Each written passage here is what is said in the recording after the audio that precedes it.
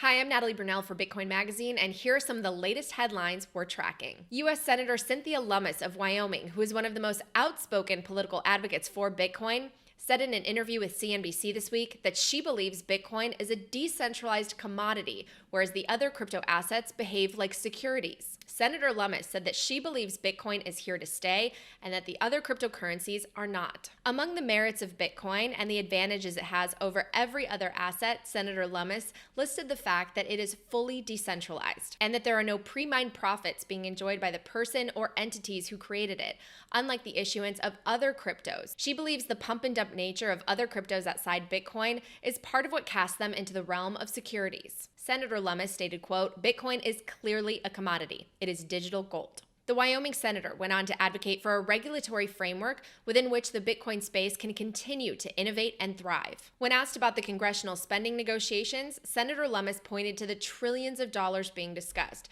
She said it's money we don't have and that inflation is running at full speed. She said that inflation is not transitory, it's here to stay. Senator Lummis also voiced her opinion that the Fed should raise interest rates, not spend so much in general, and she mentioned that she was for no quantitative easing. Now, these comments are encouraging because they come at a time when news outlets, politicians, and major voices in the crypto space fail to differentiate between Bitcoin and other cryptos, often using the two distinct classes interchangeably. And now to another exciting story we're following. The president of El Salvador, Nayib Bukele, announced that the nation will build 20 new schools with Bitcoin profits. This was confirmed by the press secretary of the president's Twitter account. The funds come from the surplus of the Salvadoran Trust for the Adoption of Bitcoin, which is currently enjoying all-time high prices over $60,000 per coin. Now, the announcement was made after President Bukele carried out the symbolic act of laying the first stone of the first public veterinary hospital in El Salvador. That initiative was also made possible due to the success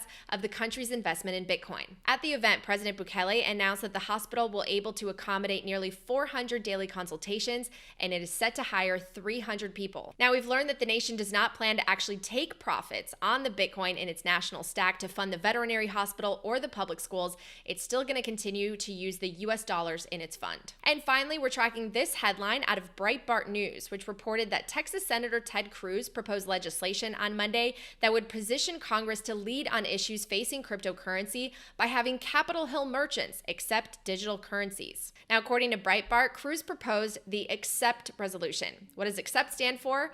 Adopting cryptocurrency in Congress as an exchange of payment for transactions. Whew, that's a mouthful. It would allow government authorities to solicit and enter into contracts with food service and vending machine providers that accept cryptocurrency as a form of payment. The legislation would also push congressional gift shops to accept digital currencies. Now, Cruz recently made his support of Bitcoin very public, even proposing Bitcoin as a solution to the power grid issues in Texas. And back in August, he was on the Senate floor arguing against the regulation of cryptocurrencies. For more headlines, head to bitcoinmagazine.com. Yep.